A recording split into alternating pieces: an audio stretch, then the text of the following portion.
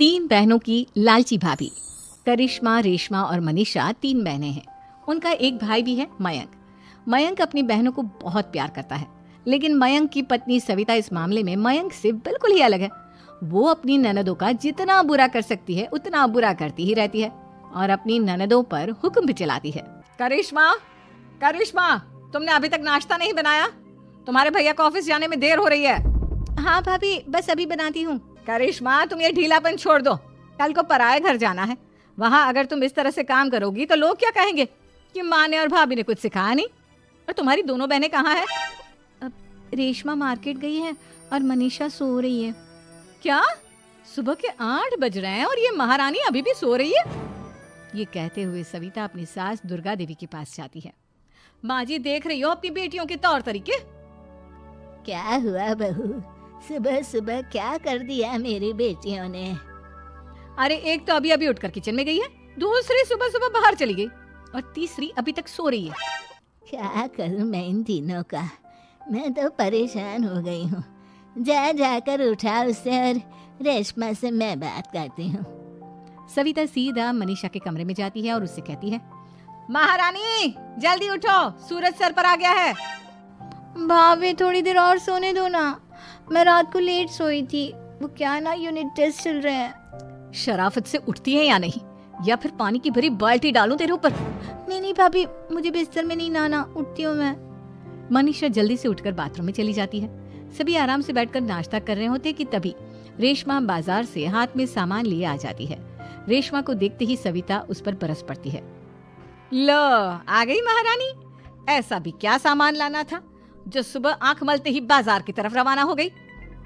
भाभी, कल आप ही तो चीख रही थी कि घर का सारा सामान मुझे ही लाना पड़ता है, घर में किसी को भी किसी काम से कोई लेना देना नहीं है। अब मैं बाजार जाकर सामान ले आई तो आपको इस बात से भी तकलीफ हो रही है? देख रही हो माँ जी, अपनी बेटी की जुबान कैंची से भी तेज चलती है। और मयंक, आप तो कुछ कहेंगे नहीं अपनी लाडली बहन को? रेशमा, अपनी भाभी से ऐसे बात नहीं करते। चलो माफी मांगो। भैया, मैं क्यों माफी मांगू? आप भाभी से बोलिए ना कि हम पर कम हुक्म चलाया करे। हम इस घर की बेटियां हैं और आपकी पत्नी की ननद है, नौकरानी नहीं। लो कर लो बात। इनकी भलाई के लिए कुछ भी बोलो तो इन्हें बुरा लग जाता है। इस घर में यही इज्जत है मेरी। देख लो माँ जी, आपकी बेटी किस लहजे में मुझसे बात कर रही है। सविता वहां से चली जाती है। मयंक को बहुत गुस्सा आता है, वो भी वहां से चला जाता है। फिर करिश्मा रेशमा को समझाती है, रेशमा, तुम्हें भाभी से माफी मांग लेनी चाहिए थी ना। लेकिन दीदी, मैंने कुछ किया ही नहीं तो मैं माफी क्यों मांगू? हाँ रेशमा दीदी जैसे ही घर में आई, भाभी ही उन पर चिल्ला रही थी। हाँ, मैं मानती हूँ कि गलती भाभी की थी। मैं तो इसलिए बोल रही हूँ कि भाभी ने माँ को तो पूरी तरह अपने वश में कर लिया है। वो हमारी बात सुनती ही नहीं। मयंक भैया हमारे लिए हमेशा खड़े रहते हैं, इसलिए उनकी बात का मान तो तुम्हें रखना चाहिए था ना। कोई फायदा नहीं दीदी, कुछ दिनों की बात और है, भाभी उन्हें भी हमारे खिलाफ भड़का देंगी।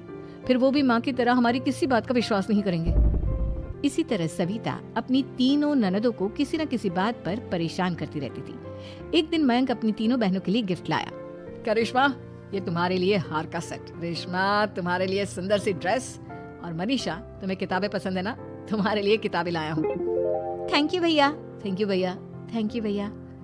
करिश्मा, तुम्हारा नेकलेस कितना सुंदर है, ये भैया कहाँ से ले आए होंगे?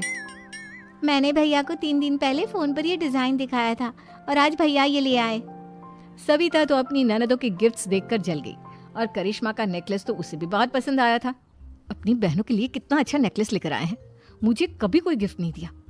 मैं आज ही ये हार चुरा लूंगी। रात में सविता करिश्मा का हार चुरा लेती है और इसी तरह उसे अपनी ननदों की जो भी चीज अच्छी लगती वो उसे मांगती नहीं, बल्कि रात के अंधेरे में चुरा लेती।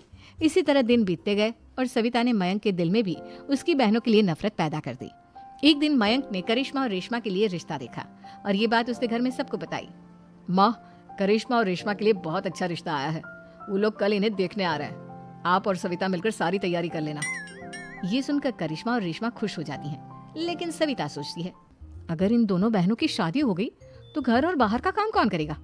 मनीषा तो 1 नंबर की कामचोर है, उससे तो किसी बात की उम्मीद लगाना ही बेकार है। मुझे इस शादी को रोकना होगा। अगले दिन सभी लड़के वालों के स्वागत की तैयारी करने में लगे होते हैं। तभी मयंक अपनी बहनों से आकर कहता है, तैयार हो गई तुम दोनों? देखो, दोनों लड़के बहुत अच्छे हैं, मैं कोई कसर नहीं छोड़ना चाहता, इसलिए तुम उनके सामने अच्छे से बिहेव करना और अपनी भाभी से लड़ने मत लग जाना। करिश्मा, तुम वो नेकलेस पहन लो ना जो मैं तुम्हारे लिए लाया था।